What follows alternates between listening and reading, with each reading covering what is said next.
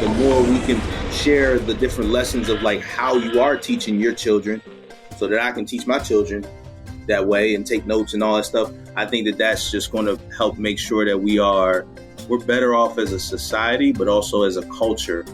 We don't hand our children something that breaks them. Hey, hey, hey, journeyers. Welcome to the Journey to Launch podcast. I have a exciting guest, Brandon Copeland, who's been on the podcast before. He was on episode 267, but he is more than a 10-year NFL veteran, the author of the new book, Your Money Playbook, and a visionary CEO leading the charge at athletes.org, the Players Association for College Athletes. He was born in Baltimore, Maryland, and his journey has taken him from the gridiron to the forefront of financial education and entrepreneurship. And I'm so excited to have Brandon back on the show to update us on what's been happening since he's been on, to talk about his amazing book, Your Money Playbook, and all the things. So welcome back to the podcast, Brandon. Thank you. Thank you for having me. Episode 267. I can't even imagine what episode you're on now. This is gotta be crazy. Yeah, we're definitely over 300. Woo! I should know. Uh-huh. But it's been a bit, so we've been trucking along. But For you. you know, one thing, not only did you launch your book recently, you also added to your family. You had your third Yeah. child the same a day before your book launched. Is that Day before. correct?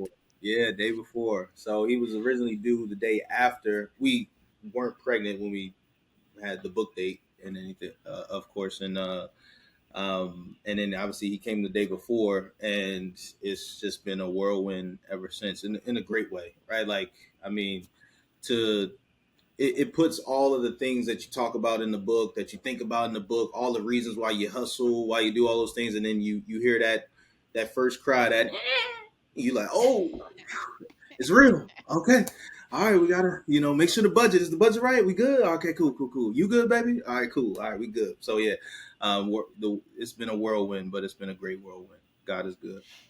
Yeah, well, I mean, props to your wife first of all, because Yeah. this is you guys' third child, so I mean that's a lot. But I think also you handling being able to like bring into the world this book, and then now having a new child, and you're still in deep promotion mode for your book. Like, how are you able to handle that? And I'm thinking back to your NFL career and all the work you had to put in to get to the NFL.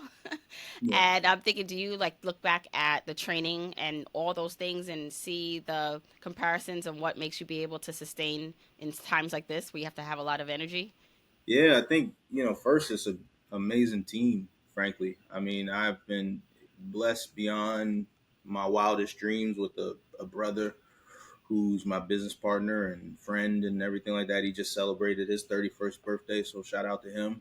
Shout out to Chad.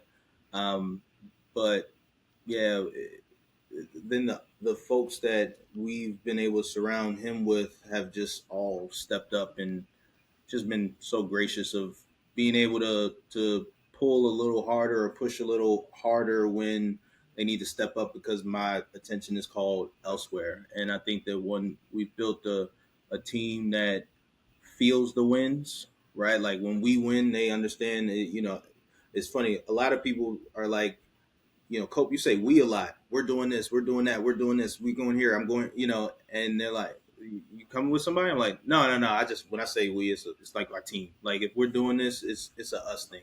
I'm just smart enough to know that it doesn't happen without great people. But on top of that, it is just that the training the lessons that I learned in the NFL of like waking up every day, just maxing yourself out, um, trying to create a dream, create a goal, and then just block out all the noise and all the things and reasons why it won't work, why you won't get there, and just going for it and just figuring out, you might not see the fifth step in front of you, but you see the next two and just taking those next two and just hoping that by the time you take those next two, you see the third step. Okay, cool. Let's go for that one too. Right. And so just consistently doing that has been what has led us here. But like you said, I mean, it was amazing time. We had a baby on a Monday, launched the book on a Tuesday, hit number one on Amazon on Wednesday. I'm like, oh man, But, hey, this is a good week. Can we run this back next week Exciting, without right? what? Divine timing too, right? Like you always like figure how you can't like some like you said you didn't plan it that way. It happened that way, and like how like who, Yeah. of all the dates and of all the ways that it could happen, I think that's a beautiful way to welcome in your the new baby into your family and the book. So I Thank you. love first of all, I love speaking when I get a chance to speak to men, especially black men on the podcast Mhm. because I feel like my listenership is very diverse. You know, definitely a lot of women, definitely a lot of women of color and black women. But then I have a lot of like men that listen and then like husbands who tell their wives about it. And so I love when I can have like a voice where I'm like, all right, now you can listen to someone who you can relate to. Right, And on right. top of that, you're sports minded, Yep. which having a husband who's also very sports minded, like I'm like, I love it because then you're talking like the language that you guys like to talk. So What's y'all with the team, by the book, way? Are y'all Eagles? say What's y'all well, team? see, I'm not a football, so he's like we're basketball. I'm basketball, just Okay, because I understand that sport the most. yep, yep. That makes But sense. he's into football and all that. But we're primarily like basketball. Like he played basketball in college, and Oh, our okay, sons are starting to play competitively. So we're nice. kind of in that mode, you know. Okay, what's y'all team, if you don't mind me asking? Well, I'm one of those fair weather fans, so Uh I like kind of like people based on like who's on the team and whatever. But my huh. my kids, the boys, you know who they like: Steph Curry, Yep. LeBron James, all the popular people. Awesome, awesome, awesome. But I love how in the book you kind of break it down into sports talk. So you break the book out into it says life. It's a you break down life changing course into 5 digestible quarters, like most sports playing quarters. The art of the hustle, the power of growth, the commitment to smart spending, and the promise of legacy. So I wanted to go over some overarching themes out of each one that you think was important to share and how it's been impactful in your life. So, for example, the art of the hustle. I know you had to hustle to get into the NFL. You weren't drafted, as what I remember when we talked, right? And you had to hustle to get there. But Yep. then relaying that to how do we do that with our finances, and we can start there.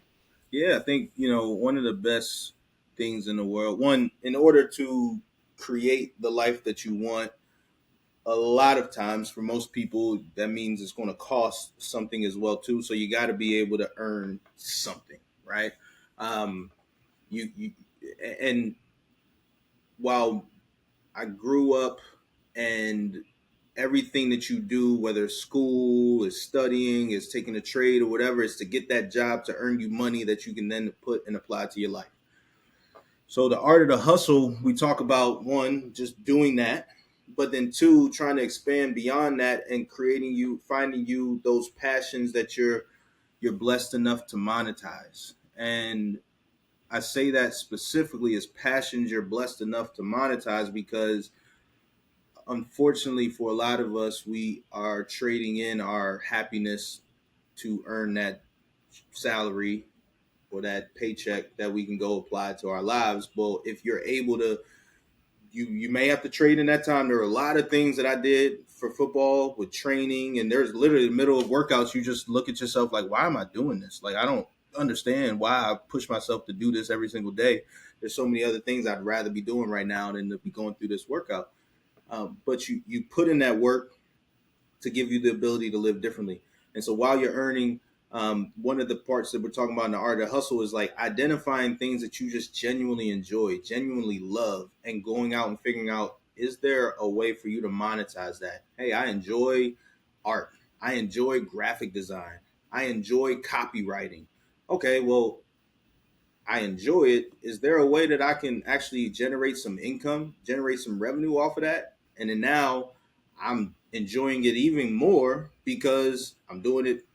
I'm doing something that I love, and I'm also now getting a double added benefit for it as well too. So the art of the hustle is just looking at your life, taking things and seeing if there's ways where you can extract even more value from it financially, and now you can then go and apply to creating the life that you want. And how would you advise people who maybe think that if they do monetize something they love, it takes that passion away from it. It takes the joy from it, and how some things maybe shouldn't be monetized. But and I know there are different schools of thought, right, Yeah. to that, where it's like, but if you're so good at it and you can make money, why not? But what do you say? What is that fine line in? keeping something that you're not trying to hustle or make money from? Yeah, I think if it's going to take the love away from you, it's one, it's a it's something that we all have to decide for ourselves, frankly, right? Um, for me, I get added joy when I can do something I love and make money from doing it, because then it doesn't feel like work, as they say, right? Um, for others, as you're thinking about drawing and then now you got a deadline over you because somebody is now pressing you to hurry up with it, yeah, it could detract from it. So either you need to set some healthy boundaries and guardrails of like, hey, I'm still going to have this quiet time on the weekends where I'm just drawing just for me, right? Or you need to say, let me not actually try to monetize this at all. But I think ultimately all of those things are going to be up to you as the individual to determine what makes the most sense for you. I don't want you to sacrifice your happiness just to monetize something. Um, but again, you just have to look at your life and determine, like, am I going to be happier with the extra cash in my pocket that I can now do X, Y, and Z with? And again, that's just like you said, it's a different answer for everybody. For you, as you were, whether it was growing up, working out into your NFL career, and then pivoting to doing what you're doing now, more entrepreneurship and financial based, like business, where you're helping people financially, like, what was it for you? Was it following a passion that, did you always love talking about money, or was it something you developed out of need from needing to manage your money when you were in the league? Like, what did that look like for you, that balance? Yeah, I think one, I had to learn about my money, and I had to learn about it extremely well because my biggest fear, my biggest pet peeve growing up, I don't know when the last time I've used the term pet peeve, but my biggest pet peeve growing up was when people thought that they were smarter than me, right? And it's not that I don't want to be. It's not that I'm saying I'm the smartest person in every room I go in, but those people where they talk to you, and it's kind of like that air of like, duh. You kind of like, bro, you think you smart? Hold up. Or you think you're getting one over on me. You think you're manipulating me right now when really I know what your game is and all that stuff. And then now, that was my biggest fear growing up. Then now you go into the NFL. And now you get a bunch of people in the world who are genuinely great people and want to help you. And then you also get a bunch of people in the world who see the target on your back and say, let me go ahead and come after you. Right. So for me, it was crucial to learn about my money as much as possible, to be as hands on as I could with my money. And by doing that, it opened up a opportunity for me to say, okay, well, this is unique. I actually enjoy helping people. I enjoy, I talk a lot, so I enjoy talking to people as well too. So why can't I just help people with their money? As I learn, let me share it with people, and let's see if we can help some people while we continue to grow ourselves. It also, frankly, it also holds me accountable to to what I'm saying and what I'm doing. Right? It's it's hard for me to talk about estate plan if I haven't gotten my stuff in order. Right? And I was late to the ball on it, but I'm getting it in order. Right? It's hard to me to talk about retirement investing if I'm not understanding the vehicle and contributing to it, or using it. So as I continue to evolve, the conversations in the classroom and beyond got better as well too. And we just found a way to scale it, digitize it, get it out to high school students and other adults as well. So yeah, hopefully that answers the question. It's another passion that I just monetize. It's really helping people. Yeah. Now let's go to the second quarter, I guess you'd say, as it Mhm. relates to your book, where it talks about the power of growth, which is such an important part of attaining financial flexibility and freedom and getting to that next level with your money, like beyond just getting by and saving. It's investing and, understanding how money really works, like how you really get ahead. And Yep. so tell me a little bit. I'd love to maybe get like a story from you in terms of your when you first got some like money, and like what were your first investment decisions versus like now how you view investing, and any advice you have for people looking to start. Yeah. So when I first got like my first real game check in the NFL, which didn't happen until 3 years in, because I was undrafted, practice squad, fired a bunch of times. You're not good enough, kid. Get out of here. By the time you have all that happen, you realize like, okay, like y'all will fire me if I got a bad cough. Let me let me save as much as I possibly can. But I do remember the first game check that I got. It was about 27,000. It was what it was supposed to be, and by the time I got it, it was like 12 grand after taxes. And I remember being pissed. I remember being like, hold up. And the thing is, it's not that I've worked my, I don't want to say my entire life, but since high school, I've had a job. I understand taxes. I understand that they're going to take X and all of that type of stuff, right? But to see it hit on that scale and to see Fed and Detroit and Michigan and all this stuff, and then union dues to the PA and this and this and this, you're just like, hold up. I remember being on the phone with my accountant. I was probably mad the first 5 hours of the day. I was just like, hold up, what's going on? We need to claim something different. I don't know. I don't know why they think that they could take over 50% of my money, you know? Yeah. And so anyway, so that was that. I just will always remember that. And there was a guy in our team, his name was Calvin Johnson, nicknamed Megatron, Hall of Famer. And I remember him sitting by his locker. I came into the building early. I always was there early, and he was sitting by his locker. He had like a long piece of paper, and he was just sitting there looking at his stuff. And I'm like, oh, he must be looking at his paycheck. He was paid like 18 million that year. I'm like, oh, he must have a lot of of deductions on his bad boy. But I just will always remember that moment, and I think because I had the up and down first couple of years financially, it forced me to say, and then that experience as well too of that money just shaking me, and that tax hit just hit me. It just forced me to say, okay, well let's save this, let's stack this, because I also just don't know when my career is going to end. I've been fired in the middle of the season. I've been fired, you know, week 4 of the season, week 6 of the season, just random times. So for me, it was always like a race to just hoard as much as possible before they decided to get rid of me and find, you know, somebody else to do the job. Fortunately, we were able to outlast that and build beyond that. But you know, especially those early years, it was just like this thing isn't promised. I will say this is a long-winded answer, but I will say I told myself if I made the active roster for the whole season, so every single week at that time it was 17-week season, 16 games. I was like, if I play every single week and don't get fired, don't lose a check, then at the end of the year I'm gonna go to Miami and I'm gonna get me a yacht and not buy it. I'm gonna rent it for the day, right? Um, and that was because my first trip ever to Miami was the year before.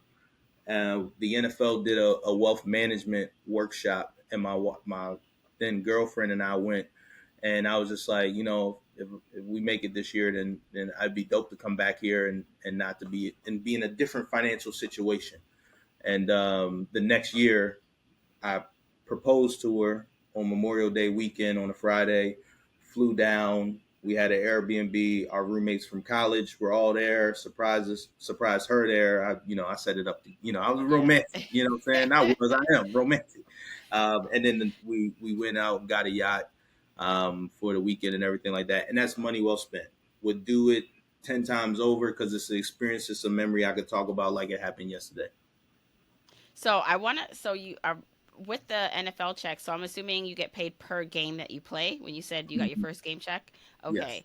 So and because you didn't really know, there's no guaranteed like minimum amount that you make like For during the. certain players Okay. and certain contracts. So once I got to a certain point in my career, there was a guarantees in my contract and things like that. But at that point in my career, it was week to week. Every Tuesday at 4 Eastern, I could be cut and not make any money that week. I've been cut at Tuesday at 3:56 p.m. Eastern, like like literally. After doing community service for the team, I'm like, hold up, how you have me do community service? And I like the community, but I wouldn't have put on your Right. jersey if you would have told me You you was were going about to to come fire in. me, but Yeah, I feel like anyone can relate if you have a job or even as an entrepreneur, you can relate to this because that's like, when you walk into your job and you work the whole day and then they fire you and you're yeah. like, I could have Hold just up. I could have just You, not come in. you knew. um You knew. Right. Or just like as an entrepreneur, right? Like, especially if you don't have like guaranteed like gigs or contracts, like you eat what you kill.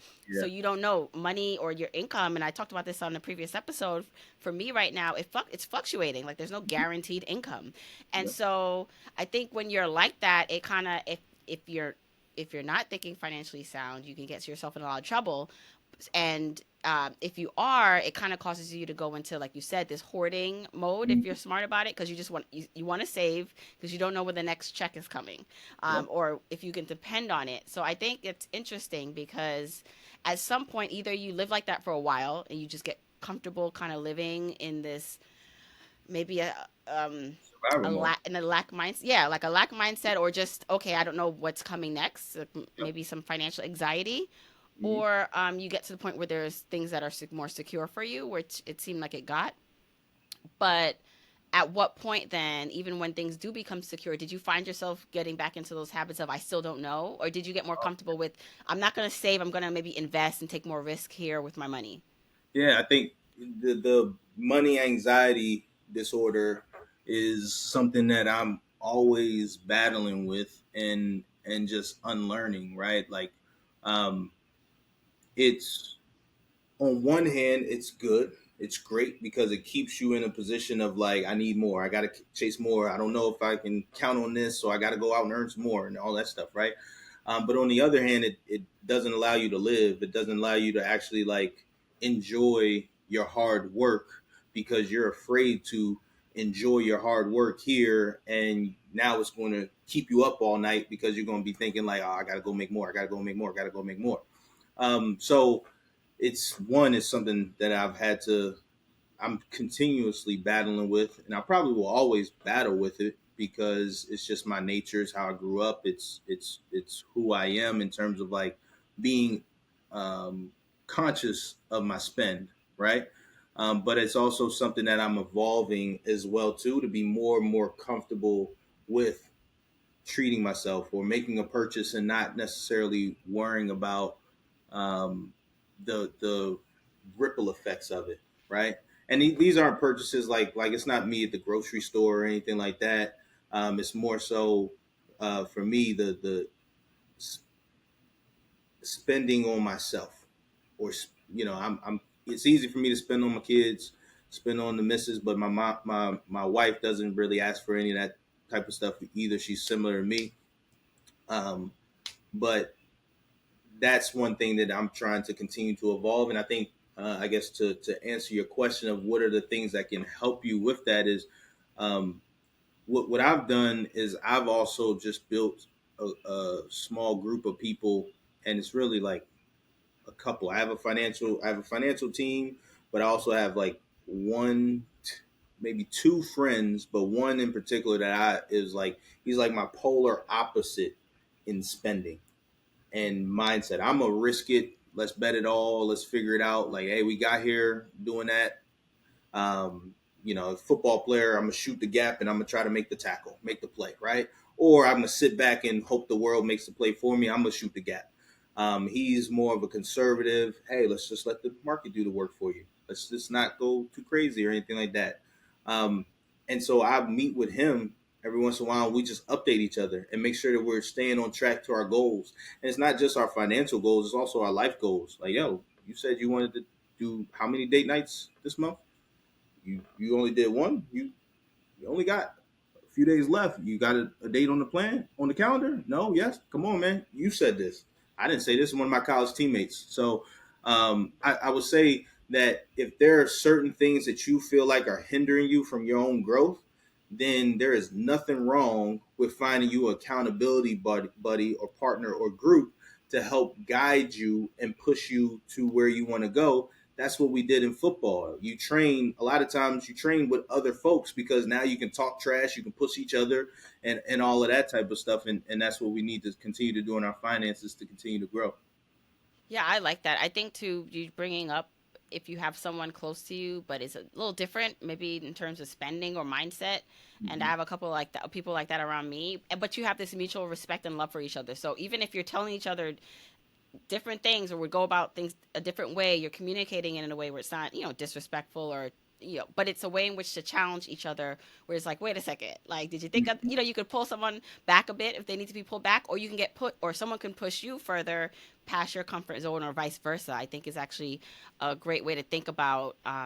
It's not like if you have a friend, like if you're super conservative with spending and you have a friend that like seems to spend a lot, it doesn't mean that you can't, talk about money. It's just like, how about you talk to each other and learn a bit, and maybe you can help each other in both sides of how to, spend a little bit more versus saving if necessary. Yeah, and if you do that too, don't take it personal, right? Like I think that you like I don't go into those calls with my friend and think that I'm trying to tell him how to live. I'm no. The goal is for us to just share and just check in with each other, right? And by doing that, naturally you're going to know if you feel guilty because last month you told them you were going to do something different, and I was going to cut my spending last month, and then you see I'm spending more. I'm gonna feel guilty. So I think it's also like it's a personality thing too. Please, if you take advice from this podcast and you go do it, don't get into those groups and start trying to tell your friends how to live and where they should spend and blah blah blah and act like you're the financial advisor, right? Like don't do that.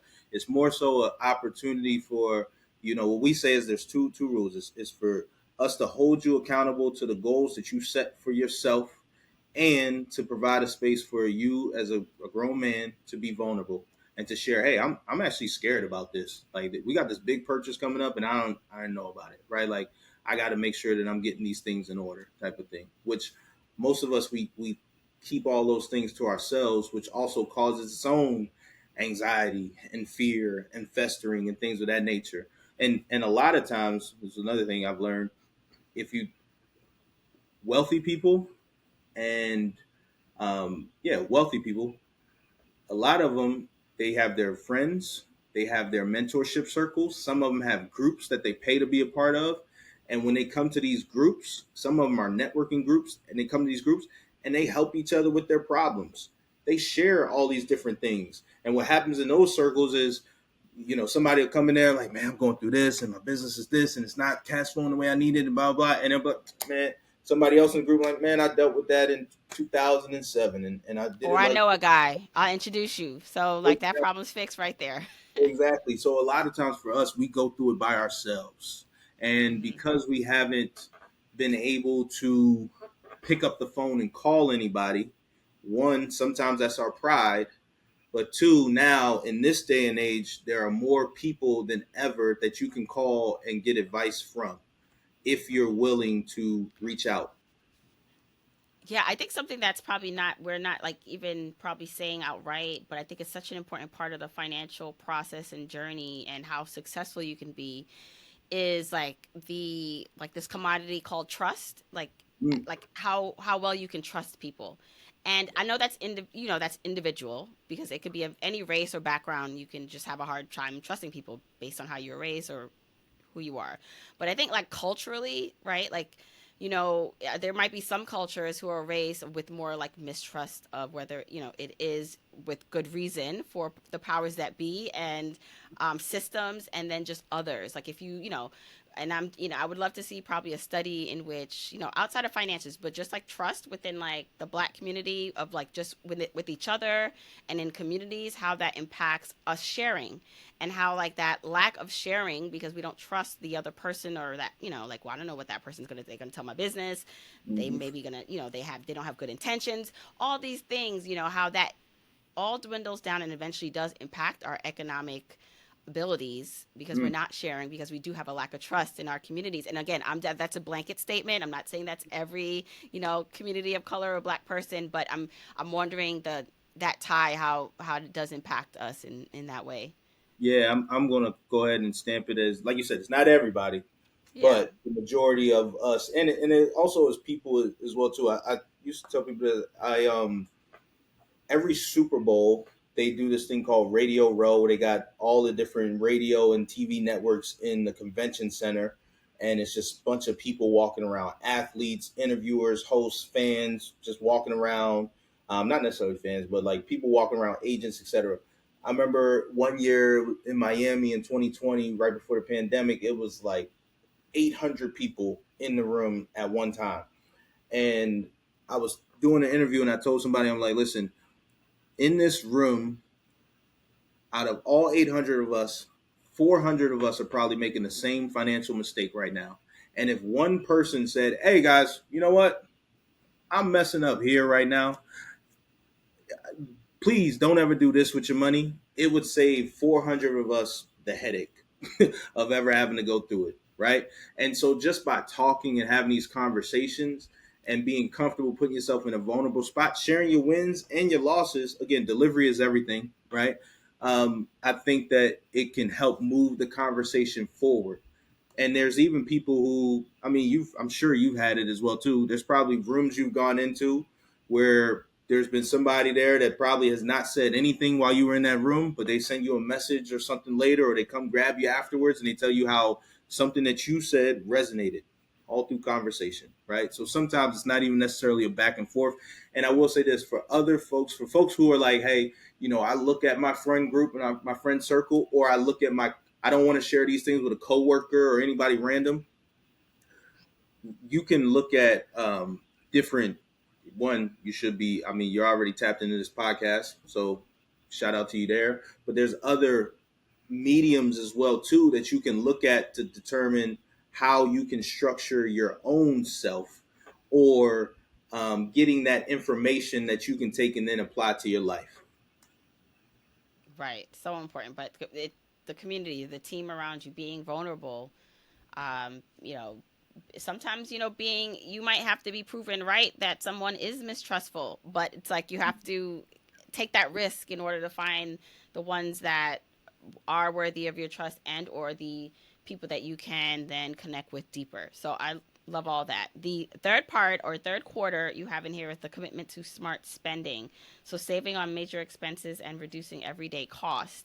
So do you feel that you know, whether when you were in the NFL making, your checks versus now as an entrepreneur, do you look at that differently now versus because of maybe your income or when it fluctuated before?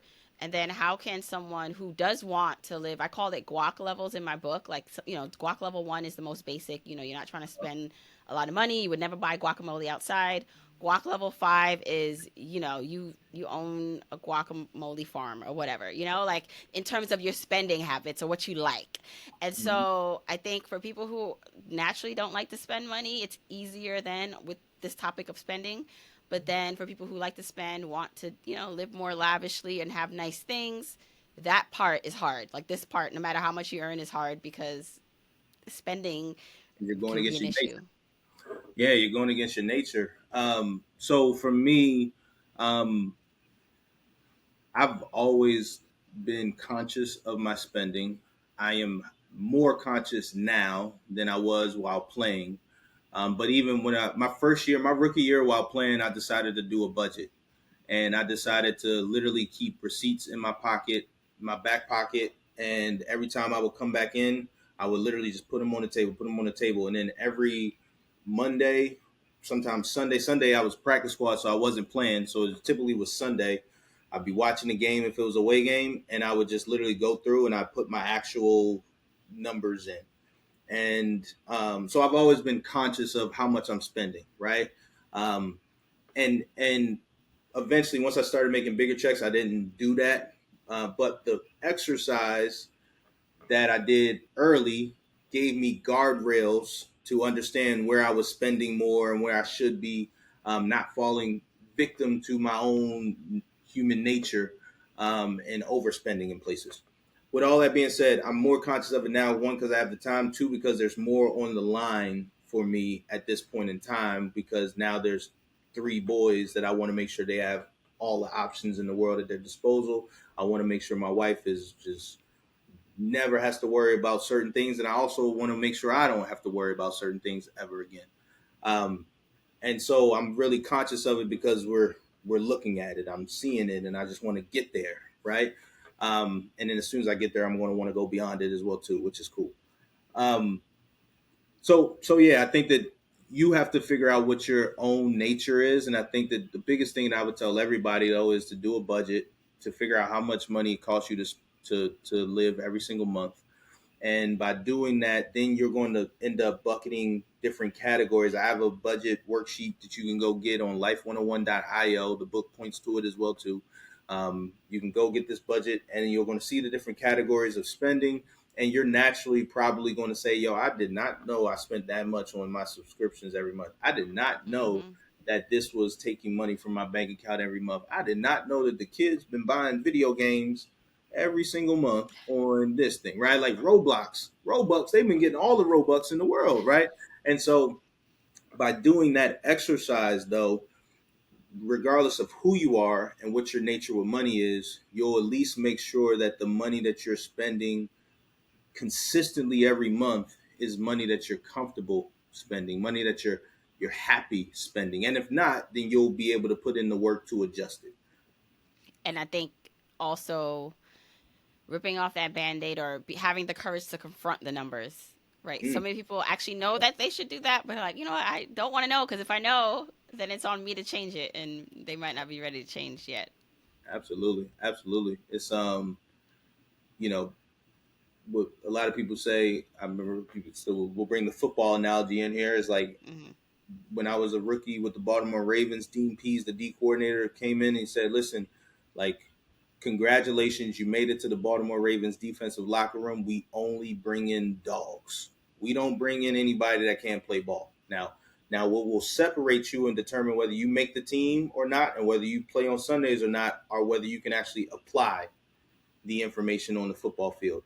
I can go, he literally said, I can go upstairs and get somebody in the front office who has never played football to learn the playbook and learn what they're supposed to do and tell you all the things that they're supposed to do, right? With their money, with their playbook, et cetera, et cetera, et cetera. But can you actually take the playbook and go onto the field and actually use it? That's what we're talking about here. Who can actually take the information? We all know what we're supposed to do, right? But who can actually take that and apply it, right? And so you're hitting the nail right on the head. It's like ripping off the band-aid, and then the next step is like, okay, cool. Can I go dig myself out of this hole? Can I go climb this mountain, so to speak?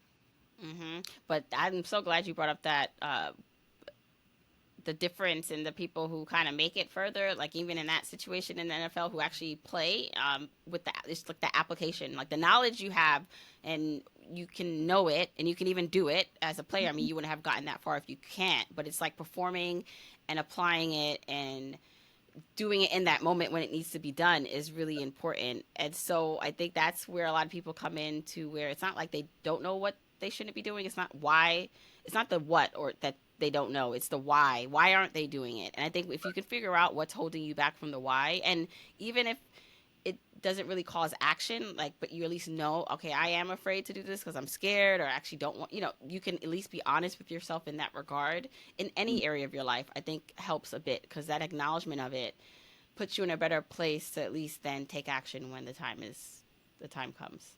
Amen. Amen.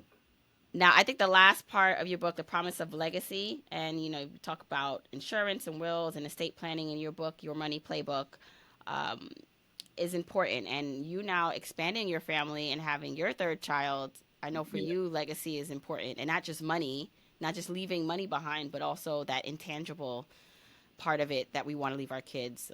So let's talk a bit about that.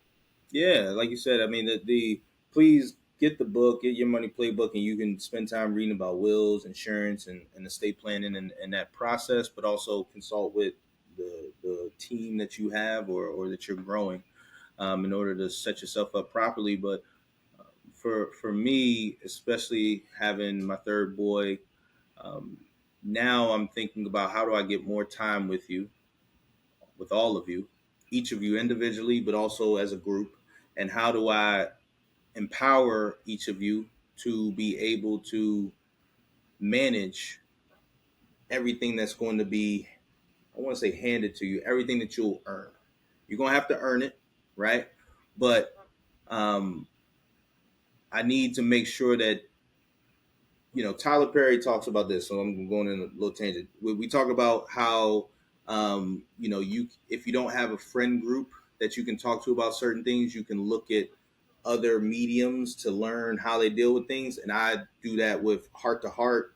Kevin Hart interviewing Tyler Perry, Will Smith, Chris Rock, Ice Cube, J. Cole, etc. But Tyler Perry talks about how um, the pressure of some of these things and the pressure of some of this stuff can crush people, right?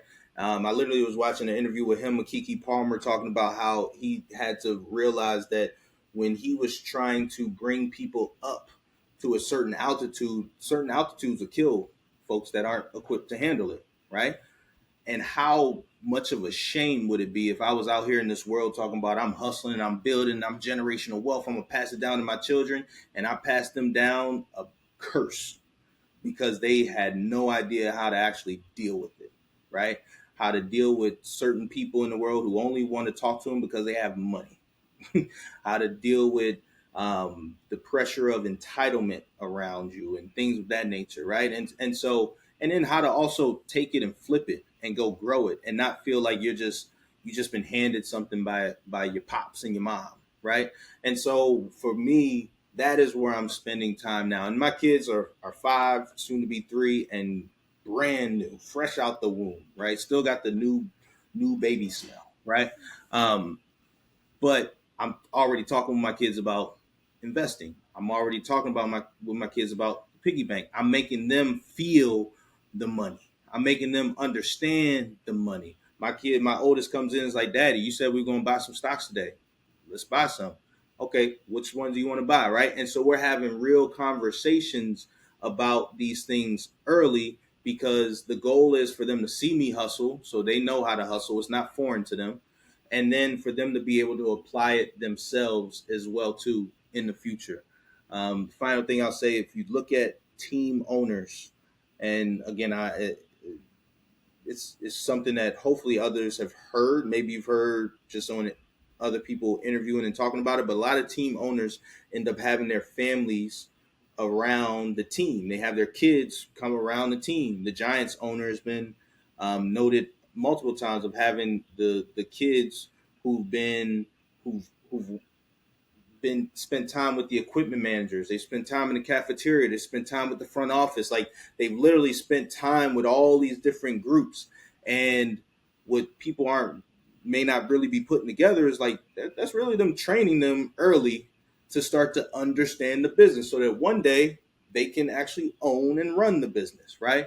And so what can we all be doing in our own individual lives? How can we be bringing our children into some of the decisions that we have to make and still let them be kids, right? You don't have to share everything with them, right? But how can we bring them into some of the decisions we have to make that we pray they will have the opportunity to make one day? And guess what?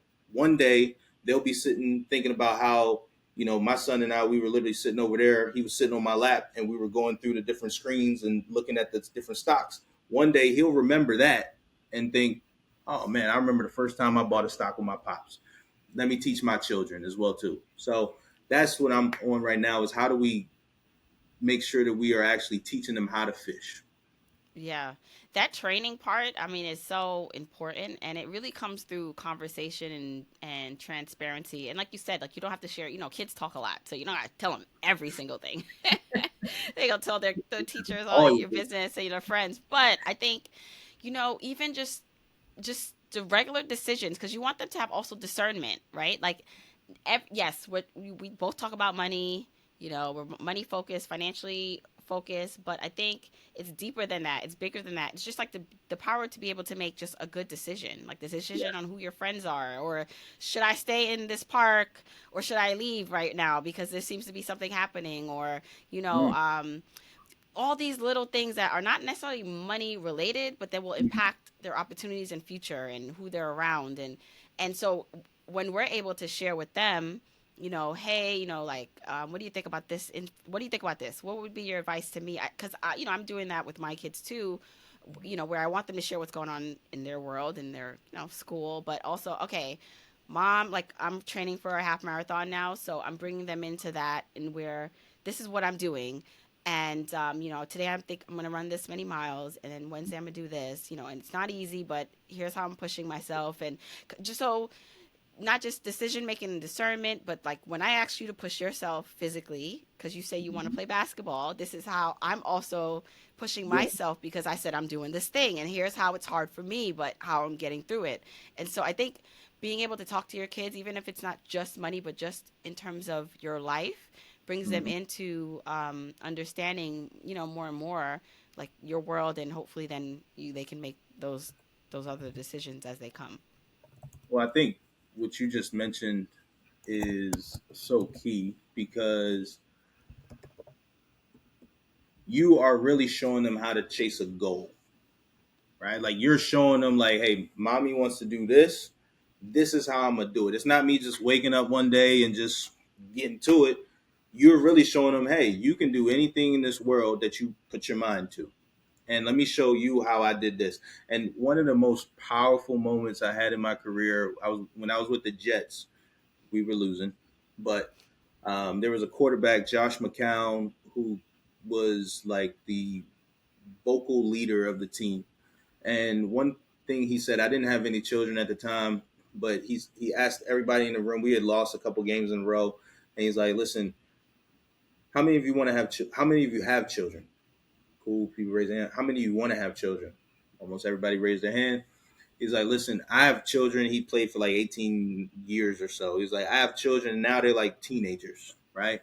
And one day your child is gonna go through something, and they're gonna come to you, and they're gonna be like, Dad, how do I deal with this? Or like, how do I just want to quit. I want to give up, blah, blah. And you're gonna have to give them that speech. You're gonna have to, no, you gotta keep going, son, or this, you got this, let's go. And one day your child is gonna get old enough to look you in the eyes and say, well, what did you do?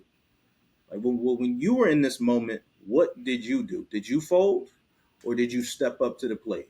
Right. And what you're actually showing them in real life, like they'll actually be able to say, Lila, you never have to question my mom. She stood 10 toes down. Right. And so I just think that those are those lessons that like you can't put a price on at all. Right. And the more we can pour time, effort, and energy into that, and also share the different lessons of like how you are teaching your children so that I can teach my children that way and take notes and all that stuff. I think that that's just going to help make sure that um, we're better off as a society, but also as a culture. We don't hand our children something that breaks them. Yes. Oh my gosh, Brandon, love this conversation. Please tell everyone where they can get your new book that's out right now.